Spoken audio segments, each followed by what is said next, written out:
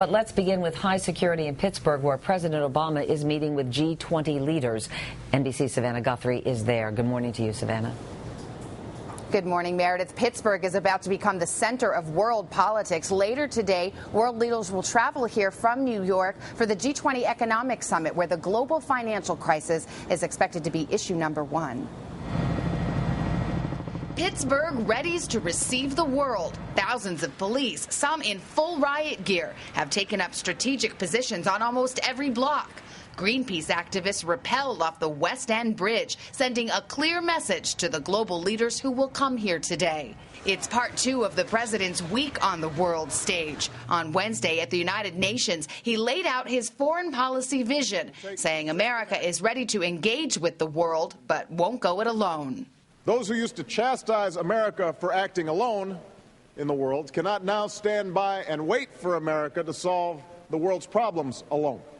In the audience, the man who represents foreign policy challenge number one for the administration, Iranian President Mahmoud Ahmadinejad, making a point to show his boredom as Mr. Obama challenged Iran and North Korea directly. And they must be held accountable.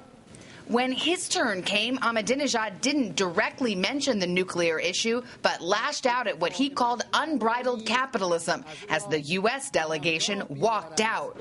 Earlier, in a rambling, nearly 2-hour address to the UN, his first in 40 years, Libyan leader Muammar Gaddafi blasted the organization, calling its Security Council a terror council, even tossing a copy of the UN Charter toward the Security Council president. Indispensable institution.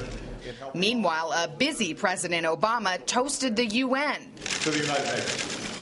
And sat down with Russian President Dmitry Medvedev, looking for cooperation on Iran. If Iran does not respond to serious negotiations, serious additional sanctions remain a possibility. Russia appeared to open the door to supporting sanctions, but made no promises. But not all the drama in New York was on the world stage. The wife of embattled Governor David Paterson, who the White House is pushing not to run next year, spoke out. I had never heard of a president asking a sitting governor not to run for re-election. I thought it was very unusual and very unfair. Well, here in Pittsburgh, world leaders will be pushing for new, tougher financial regulations so that a global financial crisis doesn't happen again. Some in Europe want a cap on executive bonuses, something the U.S. is not likely to support, Meredith. All right, Savannah Guthrie, thank you very much.